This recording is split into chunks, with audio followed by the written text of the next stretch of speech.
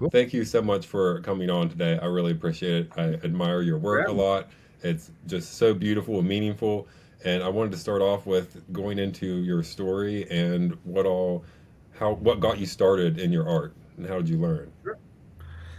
Yeah, it's funny that I've been in this business about 31 years at this point, and I'm always thinking back. What are the things that as you get farther and farther, you start looking back at your journey, so to speak. There's probably more stuff behind me now than in front of me. I hope not. I hope I have a lot of years ahead. But especially in working with so many people, you kind of start thinking back. What are the things that kind of started all of this path for me? And I guess it really does start with my Catholic faith as a kid, attending mass and growing up in a coal mining area of northeastern Pennsylvania, and that's where my family settled.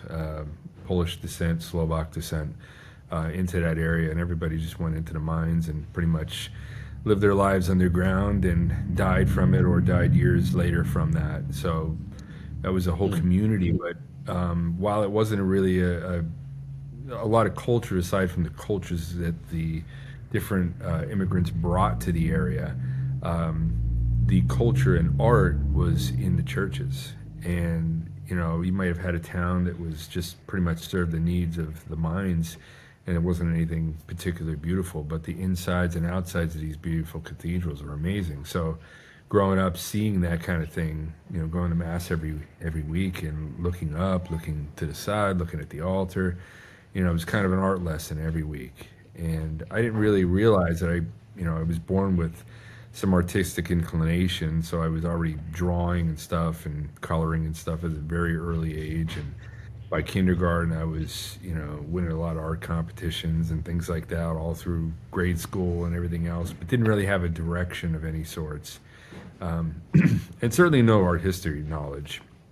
But I knew it was beautiful, and I experienced that seeing the church, and then later on I started working with my father when I was about 9 years old doing construction, and we built some new homes, but we restored a lot of older homes.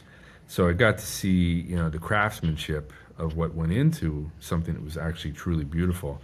And that was kind of mimicked in what we saw in the churches as well, with all the immigrants that came to the area, the talents that these craftsmen had. So I gained a real appreciation of that kind of thing, but still had no artistic uh, training or anything else all throughout high school and everything else. And in college, I finally got the opportunity. My parents said, you should go to school for art, and I had no idea what that even meant. It was everything back then was late '80s, early '90s was go for commercial art. You'll have some kind of future if you go for commercial art, and that I guess became graphic design. But I had no idea. I went to school with that kind of idea to get into that. I took one class. I thought it was just terrible. It just was not where I wanted to be. And I took some drawing courses, which started getting some knowledge in that. And then I took my first art history courses, and I fell in love with art history. I fell in love with especially the Baroque period, Renaissance periods. I mean, I saw my first Caravaggio, the calling of Saint, not the calling of Saint Matthew, the inspiration of Saint Matthew, where he's like falling off the stool a little bit. The stool kind of goes off the edge there, and I thought, oh my gosh, Oh, like is that the that. one where the angel's coming down to Yeah, visit him from the top of the frame? Is that the one? yeah. Oh, okay, okay, yeah, yeah. And I'm just looking at that. I'm like, if I could only do something like that felt like wow, that's it. And as at this point, I still had no painting knowledge. I had never painted. And finally, in my junior year, I took my first painting course, and it just blew my mind. I was like, this is where it's at. And I got into the fine arts program. You had to kind of apply into it. Most people didn't get in until 2 or 3 semesters. I got in my first semester, and I just thought, wow, I'm I'm great. I'm gonna do so awesome here. And I get into this program. There was only room for I think 15 or 16 students in this program. And I got in, and then the next semester came around, and they had our first critiques. And here I am, this, I got a handful of paintings, never did paintings before in my life. And I had a bunch of stuff, and you had to present all your stuff in front of the faculty, in front of all the grad students and all your peers. And they just annihilated me up in front of this group of people, and were just like, you have no direction. They're just slamming everything. And I had so little knowledge of art history. I had so little knowledge of what I wanted to do. And even what I knew what I wanted to do, they're telling me it was irrelevant and don't even try, So that was my first kind of smack in the face with, oh my gosh, why am I here? I mean, I went to Who was art. that? Was that What's your that? teachers, or was that your Yeah, teachers a that lot, were doing a that? lot of, Or a lot of teachers, grad students. I said it was a room full of maybe 70 different people or so, that were in this room, and they just one after another were just back and forth about, like I was clueless, like I literally had no right to even be in the room, kind of thing. oh my And that God. really just, it's really like humiliated me. I walked out of that room. I was like, I was gonna leave school. I was just so like beaten down, and it was like getting into Hmm. the fall and stuff, and I got like a cold like right after that. I got sick, so I'm like stuck in bed for like 2 or 3 days on NyQuil and everything else, and I'm like, what am I doing here? I got to get out of here. This is it. There's no future here. And I just decided at that point, maybe start talking to some of the grad students in the room and get some feedback and stuff. And I got a couple people, and they were more modern kind of artists, but there was one or two of them that knew what I wanted to do, and they kind of encouraged me in the right direction, even though they didn't really have like training and technique advice. They kind of pushed me to kind of stand up for myself a little bit.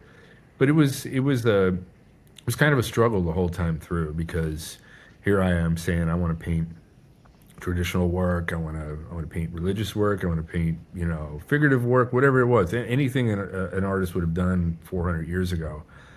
And I just felt like everything, we would be in these classes, and the instructors had very little knowledge even what to tell you.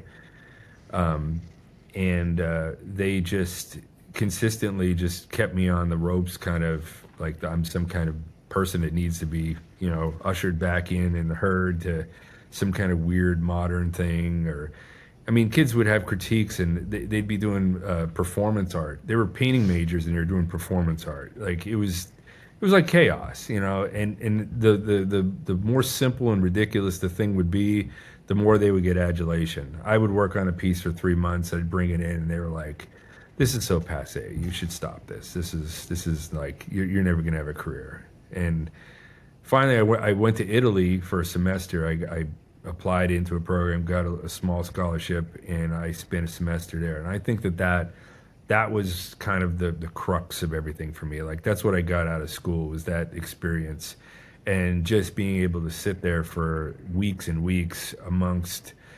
I got to see 12 of Caravaggio's paintings. Got to see all the major, beautiful churches inside of Florence and Rome and Venice. Just traveled the whole country, and it was just like absorbing it, and it was long before the age of, these things where you could take 1,000 photos.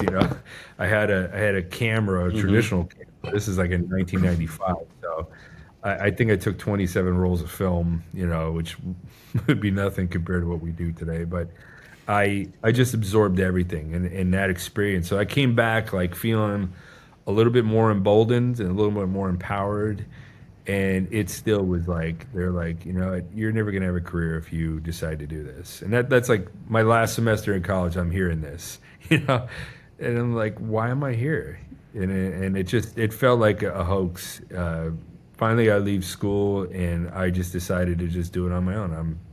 I'm a stubborn person, if I believe in something, and I stayed with it and just kept pushing and pushing and pushing. And a lot of my friends moved to the city, to New York City, but not many of them even stayed with the profession that they went to school for. They ended up, out of necessity, having to go into other fields and stuff like that.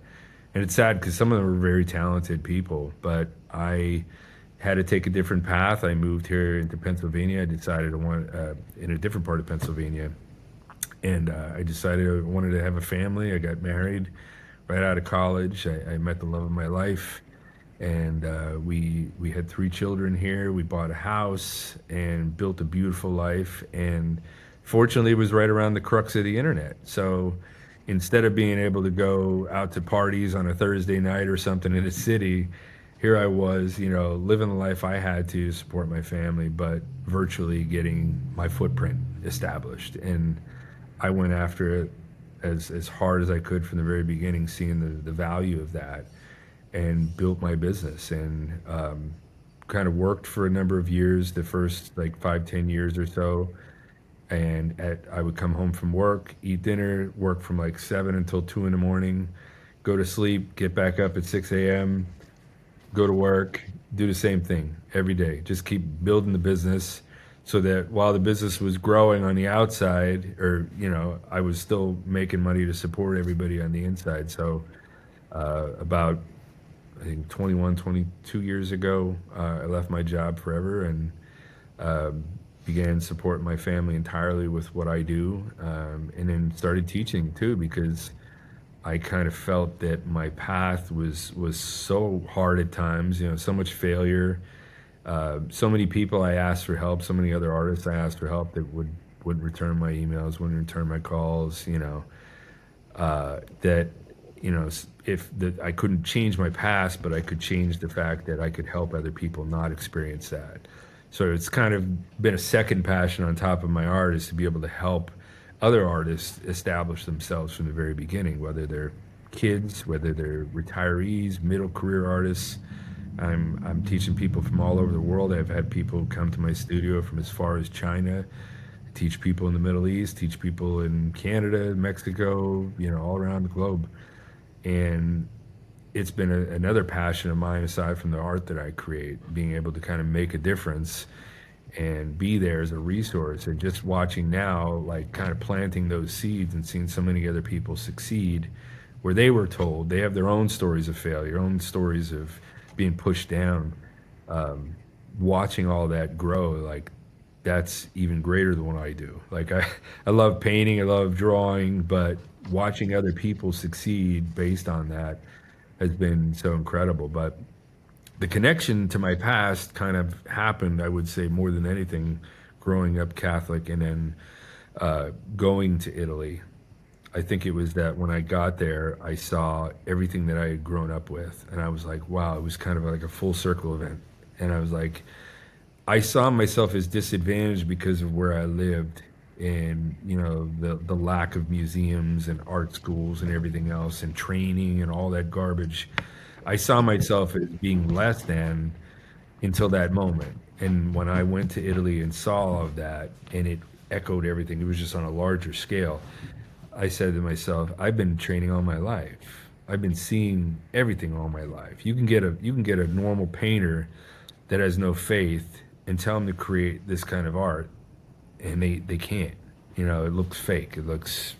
It doesn't connect. The passion is not there. But I've grown up around it. I've been around it all my life. I've stronger in my faith than I've ever been in my life, and I practiced it. So it was kind of a good thing at the same time, finishing school and even hearing people say, you'll never have a career. I was like, what, my passion, my faith, everything says otherwise. And I pursued that, and I've continued to all my life. So, Dude, that's amazing. I'm so happy that you proved that teacher wrong. That's so cool. Those teachers who didn't believe in you. And I want to talk about this idea of the culture war between the modern and the traditional art, because it seemed like that was something that was going on even back whenever you were starting off. And this is oh something yeah, that I'm just starting to understand, is that the two are kind, like, they're kind of going, like, there's almost a war where they're kind of butting heads and going against each other, like the two different yeah, styles. And it seems like there's people who are in the traditional art who think that the modern art has no, like, they don't really understand what they're doing, and people in the modern art think the people in the traditional art have no idea what they're doing, and there's just not really a lot of understanding. And I noticed this particularly with what you were talking about with your religious work, how with the modern art, if a lot of the work that you'll see that's got a religious context, especially with something Christian or something like that, you'll see it's a lot of deconstructivism, a lot of like this very postmodern approach that comes to it, where it's like we deconstruct, we redefine, we break it down, Yeah. and it's all about like how do we redefine beauty, how do we redefine goodness and truth, and how Right. do we even? It's almost they'll take the Christian stories and they'll make a mockery of them or things like that, and it's from this Exactly. distance. It's not like Yes. I want to connect with this and understand. I want to understand and like have a reverence for this. And you could tell when you see the two different types of work of who has reverence for what they're painting or who's just making a mockery of it. So, but it sounds like this culture war was happening even back whenever you were in college. I mean, did you see it like that? Like there was um, I mean, because I'm guessing that's what the people were arguing with you about with disapproving of your work was probably the direction that you were going in, like the reason you wanted to make art, what you believed the purpose of art was. Yeah, there was definitely a war going on, and it was even worse because at the time, I'm entering college in 1991, and I'm hearing that painting is dead. Don't even do it. It's over. If you read the whole trajectory of modernism and the postmodernism, like painting's dead now. And the only way you can embrace any kind of story that might be beautiful, again, is to do it in a deconstructive context. It's got to be taken apart. It's got to be made fun of. It's got to be, a mockery. It has to be insulting, and frankly, in the kind of sacred art we're talking about here, we've seen a tradition of that since the '60s, of course, in a lot of these modern churches where they embrace that. I thought somehow, the Novus Ordo churches thought, oh, wouldn't it be great if we kind of got in and we were cool and like more people would come to church. Like, how's that worked out? Like, it hasn't. It's destroyed it. And I blame the artwork that was allowed to come in there because I've seen a lot of the artists, and I use the word artists with quotes around them because these people are just terrible, and they lack anything that an artist would have as ability. And they went in there and made a mockery of it. I mean, there's a church around here in Kutztown, that we when we were first married we went to, and the artwork's horrifying.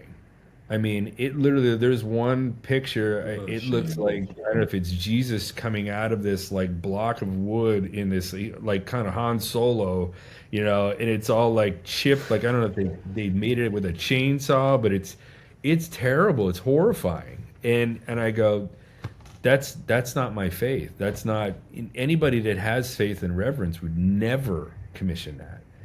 And when I do the kind of work I do for churches, when I get the response from people, or even just people online that see it, they're like, "Oh, thank goodness!" Like we're finally seeing beauty come back, because I think they kind of did a dance with the devil all those years, and the architecture's garbage, the church is garbage, the paintings are garbage, the sculptures, everything is just, it's not beautiful, and you can't have our faith without beauty.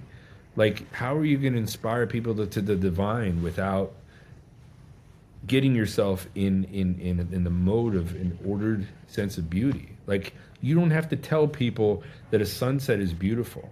Like, we grow up knowing those kinds of things. They're natural, beautiful things, and it's just been a constant war ever since. I mean, I see it. I get more passionate about it in our churches because I think they're just going about absolutely wrong. And I see the difference now. Like, I attend a traditional Latin Mass parish, so I see the difference of people in your generation that are just embracing all that faith, all that tradition, all that beauty, all the old paintings, all the incense, all the beautiful Gregorian chants. Like, if the old people want to hear what's drawing children back, and your generation and a little older, that's what's drawing people back. Like, that other stuff is horrifying. And you look at every statistic ever since they implemented a lot of Vatican II, it's like priest ordinations are down, nuns, the population of them are down, the church attendance is down, everything. I mean, our whole area I don't recognize where I grew up because I'm telling you about these churches when I was there as a kid, populating the whole area, all these old mining homes and stuff, these beautiful churches everywhere that were packed when I was a kid. And those areas got annihilated. Like my wife's church is closed down. Many of the churches in our area are closed down, and it's like they just embrace some kind of weird modern sense of things. Didn't take anything serious anymore. We saw it being very reverent as a kid, and then just go into like stand-up hour during the sermons, and lax everything, covering over all the ornamental stuff. They would cover these altars. They were beautifully done, like from Italian craftsmen. They just throw a white sheet over it. Yeah, for what? Like I didn't understand that. So that I don't know if there was shame in it. I didn't know if it was just a deliberate attack. I mean, to have that much failure without it being deliberate, I can't say that it wasn't. But I think that there's been a war, and we see it more in the secular society with, how ugly can we make things, and tell people that that's normal. I mean, Damien Hirst was doing it in the '90s with rotten cow heads and sharks in formaldehyde, and telling us that that's romanticism. What the hell is romantic about that? Like, stop changing words. And I think that, frankly, I think a lot of what they were incubating in the art schools in the '90s and stuff is just what we're experiencing today. It's literally like that ugliness, that making excuses, making, rewriting, redefining words. It had consequences, and now look at the ugly world we live in. And I can still come out and put work out and get a lot of great responses, but then I could get a couple people that tell me like, "Why are you doing this? This is so old. This is meaningless. This is garbage." And you're like, "You're coming from a point of what? You've been convinced, a cinder block is as beautiful as the David, And it's sad that it's erased so much of people's, ability to see with their own eyes and feel in their own hearts what beauty is. And at least I can say I I believe think that's exactly it. there's a fight back at least now. Yeah, I'm I seeing think that's exactly it. yeah. So It's like, what can we convince? How much can we convince them to not trust their own eyes and to not trust their own feelings? I feel like that's a huge part of it. Is I mean, it's just like, look at what we could convince these people of. Because I mean, I think of the church as, well, as the the scriptures even talk about the church as being the pillar and the foundation of truth, and so the truth is mentioned as like in a transcendent way that's not subjective, and then yes. if it was true, it would be beautiful. And so by having it with something that isn't, having it decorated with things that aren't beautiful and like purposefully putting ugly in there, then when you go there, it doesn't feel like the truth, because it doesn't feel like it resonates with your soul, with like, man, this looks good and it feels good. But we're told that, oh well, we just have to believe that this is good because someone with a doctorate and an art degree said so. I mean, why do you think Yep. that is, that it's been, that there's so much of an attack? I mean, because I've personally been at war with the art scene in my hometown for about a year now, because I was kind of going into it. I'm much newer to it, so I mean, I've only been doing this for 5 years, Yeah. and so I started painting very recently and started getting into it. And like you, it was art history, just all art history. That was what drew me in, and the liturgical art, the sacred art, and all of that. I mean, to me, I think the churches, the Italian churches, are some of the greatest monuments ever made of like Sure. architectural achievements possible by human hands. I mean, it's really amazing, Totally. like the greatest form of art, because it incorporates painting, incorporates shape, sound, color, all of that. I mean, it's even aligned with, the way that the world moves and all of that. So, I mean, to me, that's the pinnacle of art, and so nothing else compares. And so I started learning about this. I'm like, man, this is so cool. Like, why isn't this like the thing that we're trying to do in the art world? And so I tried to Yeah. go understand the Picassos and the Matisse and all of that, and I did there is things that I do like about some Picasso paintings, or there are some things where I'm like, oh wow, that's interesting what Damien Hirst did. That's cool. It made me think. But at the Yeah. end of the day, though, uh, those people, they're really smart, or else they wouldn't be so successful. So it's like, there's obviously a little bit of truth of whatever is in there, but why is the truth so muddy? And why is that's where all the money is going? Because also, like you said, I don't recognize the place where I grew up anymore. And I don't recognize my hometown because if you look at what they built by, the coal mining hard workers who put all of the effort into building this beautiful cathedral, it's like now the money that's getting spent is not getting spent by a bunch of diligent hardworking people towards something that's like a beacon of hope and a pillar of truth in their civilization. It's like what's at the middle that's holding us all together? What's the pillar of truth that's like a beacon that's beautiful that draws us towards it? So Yeah. like why do you think that there's so much of ugly buildings being made or ugly art being especially publicly funded? Like what do you think's behind all of that?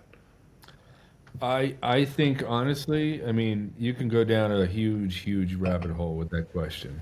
Absolutely. I think it Yeah, is for a real. lack.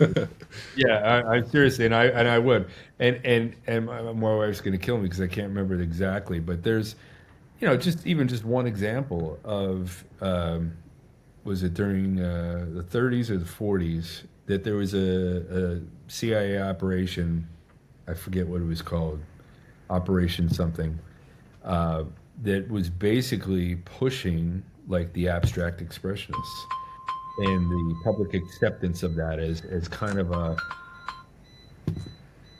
a Western acceptance of art. Like they wanted to combat the Soviets, who were using social realism and everything else as propaganda and stuff to kind of push this splatter paint crap on people and say that, oh my gosh, it's so enlightening and amazing. And the art market being able to react to that and making huge sales and making a movement of sorts, was incentivized by those things. I mean, we know in our time. I mean, look at some of the things that just went on a couple years ago. I mean, Hunter Biden selling paintings for 500 grand.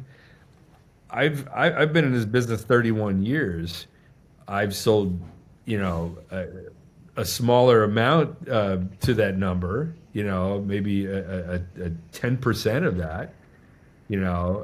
But for me, I'm like, gosh, he's pretty great. How did he get that? And you find out that it's, people are laundering money through the industry and everything else. And there's a lot of that. There's a lot of laundering that goes into all the modern art stuff. So how successful can you say that it is? I mean, it has no meaning already. So you can push something that has no meaning because that meaning will be whatever they attach to it. So no, anytime anybody questions it, you'll be the well, you don't understand because you love kitschy art and all this stuff and passe art. And I just came to find like early in my career, I tried very hard to engage and needed to find a gallery, needed to do all this stuff, all the things that people told you had to do, even before the internet was happening. This is 1994, 95 when I'm starting to get my work out there. And the whole gallery scene was it. That was it. You either found a gallery, you didn't have a gallery, you didn't have a career. And I tried, early in my career I was like an uphill battle all the time because people were like, they didn't like realism. Realism was just totally not accepted in the 90s at that point. Everything had to be some kind of, if it was realism, it had to be some kind of deconstructive.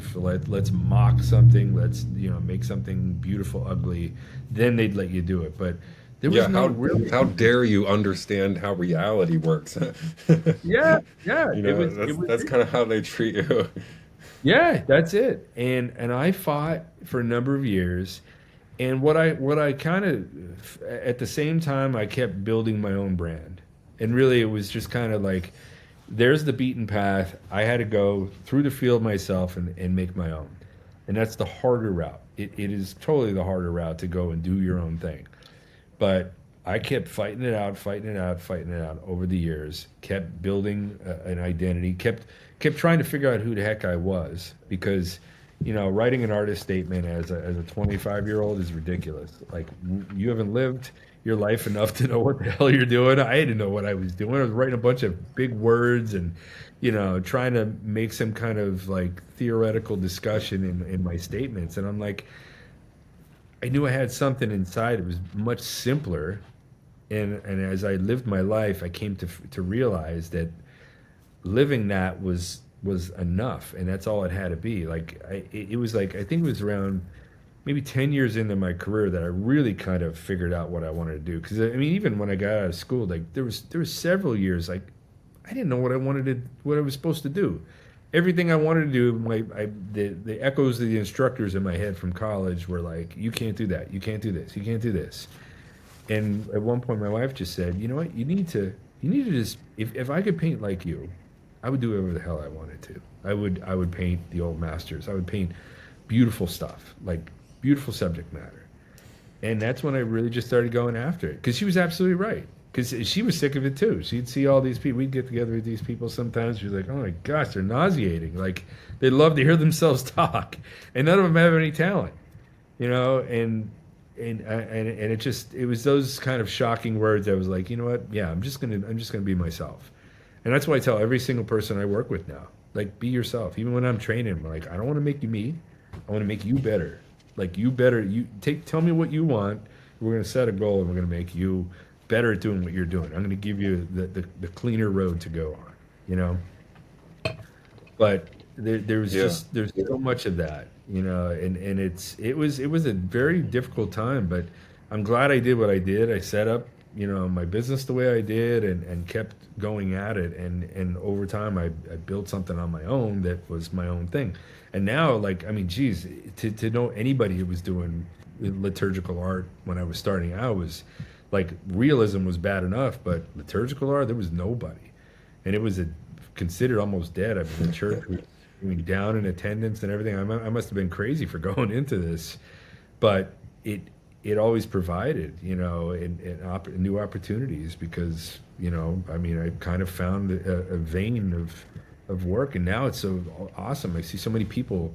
Like when I first saw your work, I was like, this is great, seeing more people doing very passionate art that they love, and they're standing up with it, and they're not embarrassed, they're not maligned by the world. They're standing there proudly and professing it, and because that really is a purpose worth living. So congrats to you and everybody that's engaging in it now. But yeah, it's been an interesting road. It certainly has. Yeah, I feel like a lot of people don't. No, I mean, thank you too. I feel like a lot of people don't realize that with those big sales, that $100 million art sales that you see at Christie's and Sotheby's, that market is the most unregulated market out of all the Yeah, markets in world commerce. And you could yeah, get away with stuff there that you can't get away with anywhere else because they definitely. have these definitions that they flip around and stuff of how the money moves. And so a Yeah, lot of that is whenever I started going down the Christie's and Sotheby's rabbit hole and learning about the Jeff Koons work and all of that. And I mean, oh don't yeah, get me wrong, Jeff Koons, he's a really good talker. Like he knows. Like the sure. first time I ever listened to a Jeff Koons interview, I was like, this guy's like a magician. I mean, just the way he talks, he like puts you under a spell. But then it's like, Yeah, wait, how did I get convinced that this thing looks good? It's not. No, exactly. like I don't want to Yeah, hear it. Like like you're just playing these games with my head. That does yeah, not look good. And I yeah, mean, and because they purposefully take kitsch things, he purposefully takes these things and then says, "Oh, this is not," and then the other things are kitsch. The yeah, like the things that you should be aspiring to. So they're kind of like messing with your head, and it yeah, almost seems like a big joke that all the rich people are in on, and then yeah, everybody else is just left wondering like, what does all of this mean? And yeah, so then it's kind of hard to realize that whenever the art that people are naturally drawn towards, that they don't believe that that's something that they could even do. Like they don't see. I think it's because they don't see that craftsmanship. Like yeah, because that's a huge part of it. Now we see art as it's all just about whatever your expression is. It's just yeah, expression. And art is personal expression. It's creativity. But it's like yeah, I mean, I personally believe that the skill precedes the creative ability. Because if you Yeah, don't have any skill and you're hopping on an instrument, you're just making noise. You're not making music. You that's have to right. have the skill first. Yeah. And so, I mean, would that would be wouldn't that be the case for like the artist to where it's like I mean I have the same where I think don't trust abstract artists who can't do realism Yeah. because if they're trying to give you this view of the world where they don't even really how to understand just the bare basic minimum of how their craft even works and they're it's I mean what does that say about the people about the general population and how we relate to like stuff that uplifts us. I mean how it makes it so much harder to find Yeah. like you said, the church, when you go there, that's the uplifting place. But I mean, when you go to Italy, you could see like there's Yeah. buildings that just draw people there, and they've been drawing people there for hundreds of years. It's like Hmm. what all have we built in our hometowns and in America that's going to draw people there for hundreds and hundreds of years, maybe even thousands of years. People would say, "Wow, look at what they accomplished." I mean, it just doesn't seem like people are the general population is even thinking that that's a possibility. Like, hey, let's build something that's just like cheap and fast, cheap and fast. That's all Well, we that's want, it. and Yeah. we've turned into like this very materialized world. Yeah. It's the American And so, throw. like with you being Catholic, it's the what? It's like the American throw it away culture, you know? Like something can exist for a short amount of Yeah, time, yeah, a disposable. beautiful building, and then you just knock it down when you don't like it anymore. You know, whereas in Europe, you know, you could have a building that's been used. I was just in Prague a couple weeks ago again, and you're just looking at these buildings. They've been here since the 1300s, and they might go abandoned for a little while. There was last time I was there was a building across the street that was abandoned, and this time I go there and it's completely refurbished and it's back to being used again. You know, it's that appreciation to hold on to something, that to hold on to those traditions that unfortunately we've really not taught in this area in America. I think that's really terrible. But I'm sorry, I cut you What would off. you What do you? say the purpose of art is? It's all good. It's all good. It's kind of it's sometimes the connection's a little spotty, so it's kind of hard to hear a couple times. But I was wondering, what do you think the purpose of art is? I mean, when it, with considering not just art as just painting, but art as like crafting the aesthetic of public works, buildings, music, all of that. Like, do you think that there's a actual purpose for it, or it's just expression? Like what do you I think think it is? I think it's absolute harmony. I mean, when art was done well, I happen to believe society was more ordered. You know, when we had beautiful things, like again, we keep going back to the model of the church, but when you would enter a church, you felt like you were entering something that was in direct communication with heaven. And that could be just from the awe Yes. of the scale, the time that it took. Like people weren't like, why isn't this church built in a Saturday? You know, it would take a church 600 years to be built. And people understood that because if you were housing the true presence of Jesus Christ, what would you put it in? A cinder block monument, garbage, prefabricated, place made in the United States, or would you put it in the most magnificent structure in this building that took so long and it was so reverent and it involved all the greatest materials and all the greatest craftsmen alive? That whole harmony, and you look at even just the structures, the rain spouts, the antenna, the even Yeah. all of the parts, the spires of the churches, everything had a purpose. There was an order to all of it. And all of society had that same thing, that beauty. Even just the way people carried themselves. Would you go into church wearing your worst clothes? No, you would go there as if you were going there to meet Jesus Christ. You went there, you were meeting royalty. It was the intention was there. And when you were even in society, you look at these films from 100 years ago, people walking through the streets of Europe, and you look at even the bums are dressed better than the nicest people today. Like, there Isn't was that an order. something? There was an expectation and excellence in society, and I believe that the art, the architecture, everything had a responsibility to that. The monuments that were created, the ones that they were ripping down a couple years ago because We had to wipe out anything that had a history and identity. Those monuments reminded people of sacrifices that their ancestors, they took those sacrifices and kept things moving forward or saved things from falling apart. And we end up in this world now where it's rip it all apart, get rid of it, make everything disgusting. And you look at the society that reflects that. Our society is ugly. Our children act in immoral and disgusting animalistic ways to each other. They don't have empathy. They don't have understanding. They don't have care. And I believe all of that goes to the same people that want to tear it all down, but it goes to the places we've created, the beautiful places in this world that we've created. They're the great craftsmen. All of that, that celebrated order, that celebrated beauty, that celebrated truth. And beauty and truth go absolutely together. And the church knew that.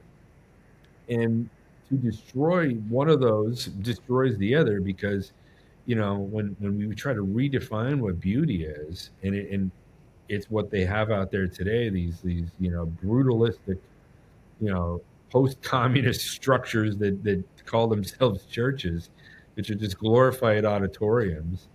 I go, that doesn't serve the same function for just the church, but look at all the other buildings we had, all the public transit buildings that we would have, the government buildings, the banks, everything. All of our society was ordered together beautifully, and society worked and worked Yeah. towards a Yeah. goal of more excellence and more stability and everything else. And what have we been doing in the last 50 to 60 years? Destroying ourselves, annihilating ourselves, self-sacrifice, it's a suicidal culture we're in right now. And look at the art we're creating. It's garbage. It's terrible. And look at how they come after you for creating beauty. They revile it. There's a spiritual end of it too, and it's Yeah. disgusting. Yeah, it's 'cause I think like we were talking about the churches, but then you also mentioned the government buildings too. I mean, there's if you go to almost any historic small town in America and you look at their historic city hall that these poor people built, it's usually quite grand and beautiful and has classical standards and proportions, and it's like the most that and the churches are some of the most beautiful buildings there. And then today it's like these $1 million little 50 by 50 Yeah, metal, corrugated steel, yeah, or, vinyl or some type of plastic on a yep, concrete slab. And it's like, it's ridiculously overpriced and yep, it doesn't even look that good.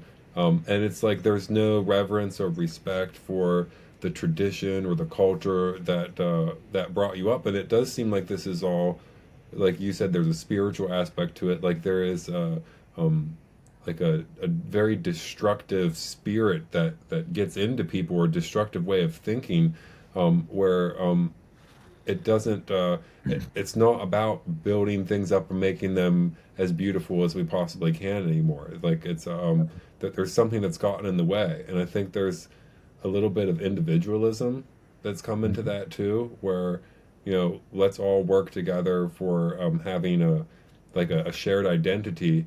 And if we don't have that shared identity, what are we all going to get to work together to build? Because one person can't build an amazing building. I mean, one person could build a maybe one building in their lifetime, but for all of this major public works or government buildings or churches, you need a lot of people to be in on yeah, that. And if everybody's just off doing their own thing, then the quality of things is just going to go down and down and down. And like we could make great paintings or great sculptures or stuff like that, but to make truly like great architecture and great cities, I mean, we need a lot of people on board with this, and we need, like I was just reading today that the farmers would take off, like on their off season, that they would be paid by the church to go do the cathedral work, and so they would help build. And so like they're like, oh, they don't have a whole lot to do whenever it's winter, their crops aren't going to be growing. yeah. So they had a whole system set up to where they would just all go and help contribute to building civic buildings. And we don't it doesn't seem like we have a sense of civic duty, Yeah. like hey, we were born and we didn't have to build all the roads. We didn't have to invent the language. We didn't have to figure out how clothes work. We didn't have to figure out how houses work. We didn't have to figure out electricity. Like we get all of this stuff, and we're given this huge gift. And I feel like that means like we owe all of our ancestors a huge, tremendous debt. Yep. And I feel Yeah. like, our ancestors just looking down at our culture now. I'm like, what are you guys doing? You were given so much, and Yeah. this is like the most extreme version that probably the world has ever seen of easy times make weak men. And I really I feel was like gonna I mean, you have that, like this is the say, yeah, biggest version that the world has ever seen is what's it happening is. in America right now, and even in parts of Europe too. Yeah, it is. I was thinking that while you're saying it, the whole hard times make, strong cultures, strong men, weak times make weak men, or I should, what is it? Good times make weak men. That adage. But there's even that whole thing where they say that a lot of Yeah. cultures, have what 10, 12 generations before they're in decline, and you're like, these people. I mean, on its own, there's all kinds of things we're all dealing with, but the powers that be that would like to see all of those old things go away. And I don't know if a lot of it, I believe, is a spiritual battle. I believe there is a battle between good and evil. I have seen true evil in my time. I have experienced it on a supernatural level, and I'll tell you that it's scary. It really is. And I will do everything I can while I'm alive to bring the beauty that God gave me the gift to do. But I think reconnecting with our ancestors and building those, looking at the shoulders of the people we're standing on and preserving and creating new things that are beautiful again preserves those sacrifices that those people made. I think of my grandfather's Yeah. generation. Kids were sneaking away at war. My uncle was like 14 or 15 years old when he snuck away to go fight in World War II. Like today, kids are they don't care about sacrifices. Like it was like the grandest thing to go out there and put your life on the line because of an idea. The United States. To hold on to that. Sacrifice for the beauty of the family, the beauty of all the beautiful way of life that we have here, all the gifts that we were given. Those people went and sacrificed for, and it's going to take that again to save it. For all of us to do everything we can to hold on to that, because aside from that, it's darkness, it's evil, it's death, it's death culture, it's everything. It's just something that we have a responsibility while we're here to preserve, and whatever that is, we're as men, we're to be good husbands to our wives, or to be good fathers to our children, to be good examples as artists to other people, to do everything we can while we're here. I mean, those are tremendous responsibilities, and we all have to hold on to those individually. But that's the only way things are going to change. It's going to take one artist to do it, then another one, then another one, then another one, and you just keep building this collective community again. Irregardless of, that's not a word. I know my wife jokes with me all the time, but of what the world is putting out there. You need to do it in spite of it. How ugly the world is. It should be our passion to go. We're going to do different. We're gonna fight that, and we're gonna go uphill for a while, but it's gaining steam. That return to tradition is gaining steam. And I'm so happy to Yeah, see it. there is a new Renaissance type counterculture movement happening that I definitely see happening. I mean, you definitely lead the way by example. I mean, because I mean, I saw those pictures you posted of like how beautiful you made your house, and you have that grand room in your house that you made, and I mean, it's just spectacular. All of this art, and I mean, your background there is just, oh my goodness, yeah. I mean, it's really incredible.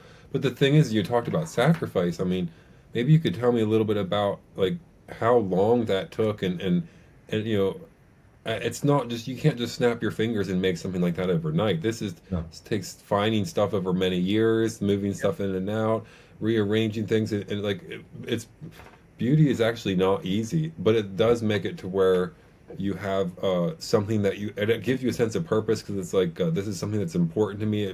It makes the difference between a mundane existence and a life where you want to stop and smell the flowers and look at the admire, appreciate the world around you instead Yep. of just moving on to the next thing. It's like I could stop and actually just enjoy a connection to the world and Yep. even do that inside my own home. But it's not easy. I mean, so like, how long did that take you to get your house? I mean, so beautiful. I mean, how did you even like you've had your house for like what, 20 years or so now? 25, yeah, 25 years now. And the funny story about it is that what's the saying, like anything good is doesn't come easy or worth sacrificing for, something like that. I can't think of it offhand, but this house was a sacrifice. I mean, we're just sitting here talking about some churches. I was in a church in Prague that's took 600 years to build, and it's absolutely amazing. It looks like Cologne Cathedral. It's St. Vitus, right on the top of the hill of Prague Castle. But I look at this house the same way, and it wasn't a grand stroke of, wow, I've got, a million in the bank. I'm going to take this house and make it amazing. I mean, my wife and I bought this for less than $100,000, and it had, the ceiling was coming down upstairs. Like before we bought it, some kids were partying in it before they were evicted out of here. Uh, Trashed the place before we even got here. It needed a lot of work, and fortunately, I grew up in construction, so my dad, I worked around a lot of rehabbing houses, renovating and stuff like that. I don't know everything. I don't know plumbing and electrical work, or even tile work and stuff like that much. But a lot of it learned just by having a house. But I would say that it happened a little bit at a time. Like there were times like things were lean early in my career. I mean, we may have had sometimes after paying bills like $10 left, and my wife would be like, well, we can get a can of paint. Let's go get a can of paint with $10 and let's paint the room. And we'd start painting the room, and then we'd get to the next point and we'd do this and we'd do that. We'd go out to, thrift places, antique places, find this little thing here that needed to be rehabbed or something. I mean, I built 7 fireplaces in this house, and some of them are, because the ceilings upstairs are 12 foot tall. Some of them go right to the ceilings, but we would Oh, find that's awesome. like old beat up furniture parts. I'd get some other wood, sand things down, strip things down, reuse them. I mean, it didn't come from a lot of money, and it didn't come from a lot of dedicated, like everyday working time. Like a lot of things, even when things were really tough, there were a few years there when the economy crashed in 2008. uh, we had very little to our name. I mean, it was a pretty stressful time. So we always laugh that this little border back here that we painted, this red border on here. It happened during one of the like, really stressful moments in our lives. Like things weren't working out. This was my business, and really, I had no hope of how it was going to work out. And it was extremely stressful having little children and everything else, and all we really had was our faith. Like we didn't have support from our families or anything else to dig us out, and we would just pray the rosary, just like we had nothing. It was like, God, please just help us get through this moment. Give us enough food, give us enough money to get through this. And we ended up going in the basement, and before we moved here, somebody had done some renovating work, and there was a couple cans of paint. So I literally mixed my own color of red down here. So I can't even find this paint anymore. So I can never fix it if anything gets chipped or anything. But I literally mixed my own paint, and we went around the room, just taped it off. I had some used paint, painted the room. I had a stencil. I went around a little bit of gold paint, and I just started working on it. And it's funny because I've done some work in other people's houses, and they're like, I want to have the look you have, and you're like, but all of this work here, this was all done a little bit at a time, and they all have little stories of all the times like I went through little things like this, and they may have been horrible times where you should give up, times where you don't have the money, you're like, I can't make something beautiful, but out of a horrible moment, I made something beautiful that I'll remember forever. Every time I look at it, every day when I'm sitting in here having coffee in the morning, I think of that. And I guess what that comes down to is it's like the parallels of my career, my life, of my family. It was like whatever God gives you, do something great with it. If it's this much, do something amazing with it because we have gifts that other people don't have. Make something wonderful. Don't dwell in the ugliness of your present moment, where the world is, how bad you're feeling about everything, how fearful you are of the future. Do something awesome with the moment that you have because that's going to stay there. That sat here now for 15, 17 years, whatever it is. And that was just a moment I got over. You know, things turned around. I mean, it was a few years there that were really rough when the economy went down because we live in the luxury business. You know, when people are struggling, they want food, you know, utilities and cars and everything else, and art tends to be a little smaller on the priorities list. Yeah, yeah. So, but again, in that moment, we got through, and a lot of times my house was kind of like my canvas. You know, my wife has an amazing ability to create a space. Like I don't take credit for any of this. This is all her. You know, everything is absolutely beautiful. I just have the skills to be able to do, you know, a lot of construction and building things. Great working with wood and everything else.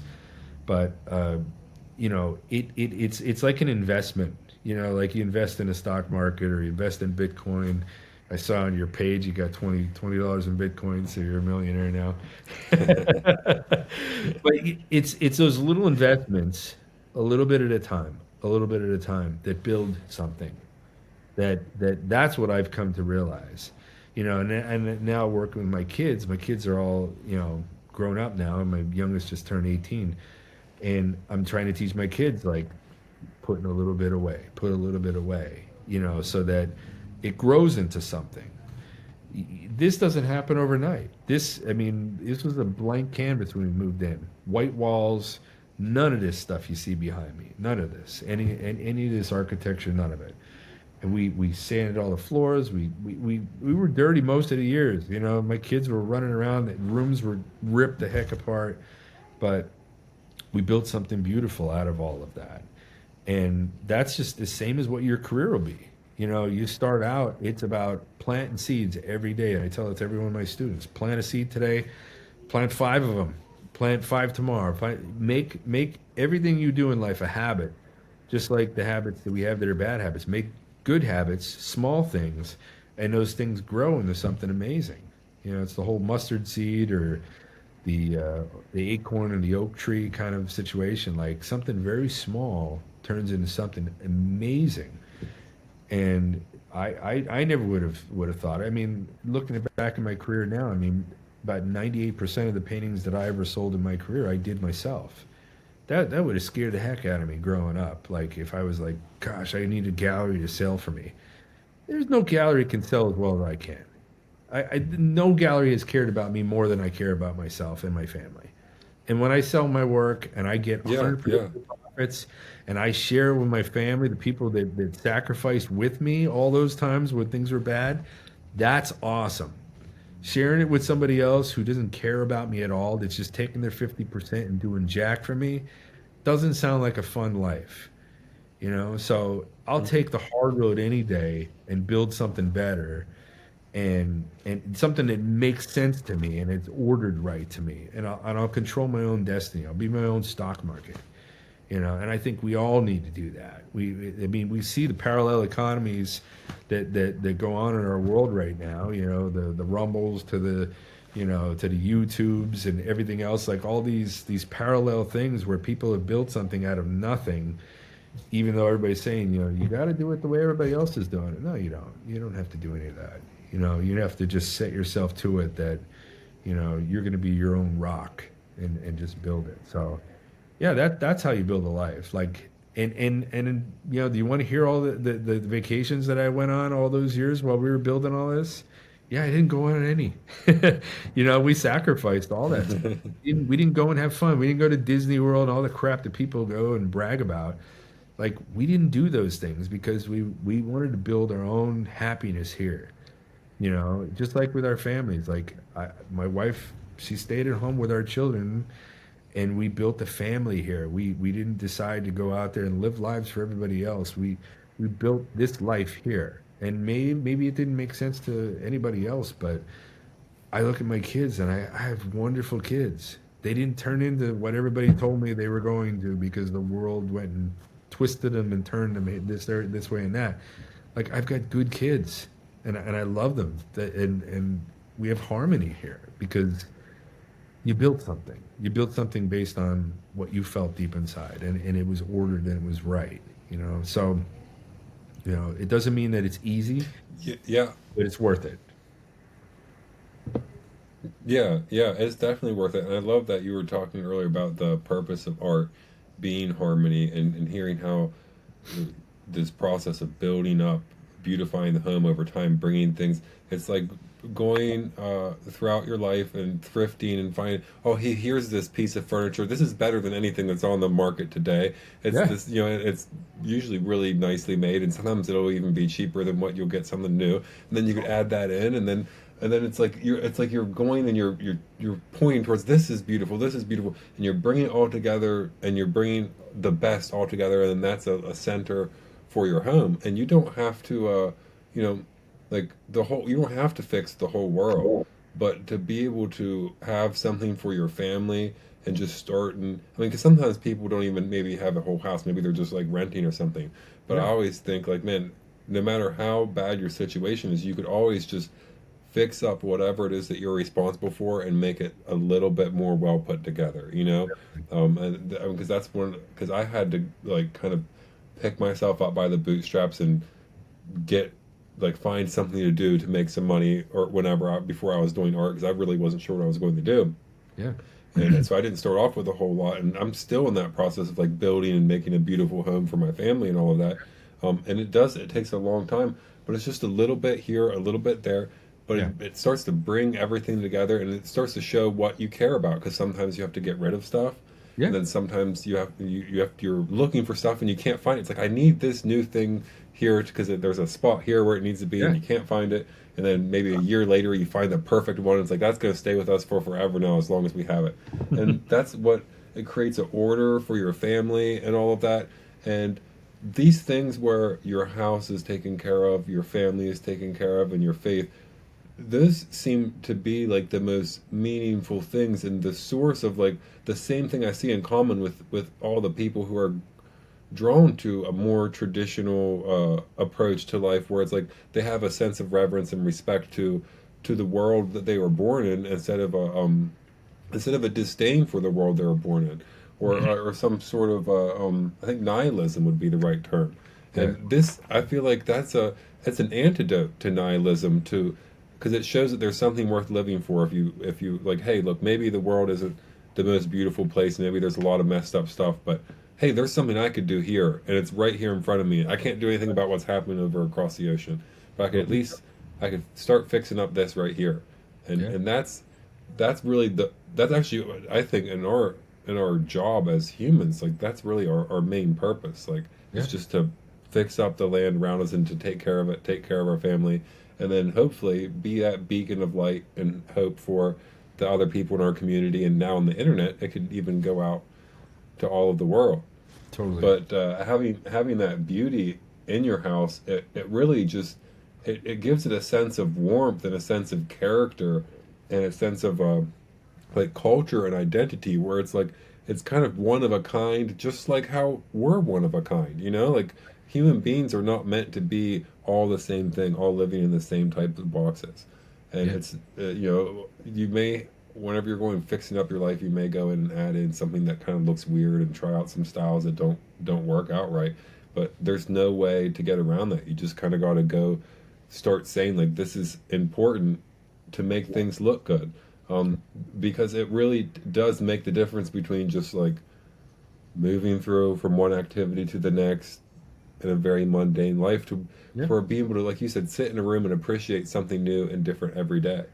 And Yeah. that's what some of these amazing paintings, amazing artworks, you could go back to these artworks a million times, and every time, like, just find something new Yeah. and incredible, that just, like, oh, there's something. And that's something that the scriptures have, where Yeah. there's this depth that keeps coming out. And so I think that that depth is also a quality of the beauty, where it's not this flat, two-dimensional modern world that we have now. It's like everything has a story behind it, Mm. and the world that we live in today, it doesn't. It's like, especially with how modernized and post-industrial everything is, we're kind of, it's like the war zone out there, but you could create your own little base, your own little safe space, and you could start that in your room in your home. And I think that I've seen people who are starting to do that online now and post pictures about it. And I think that, more and more people need to start, just fix up your own life and fix up your own bedroom and make it as Totally. good looking as possible. And then after that, we could start to get together and make better cities and stuff. I mean, Totally. because like Totally. one of the things that I'm wondering about is all of these people in this kind of counterculture movement. So we have all these artists who are kind of interested in this traditional,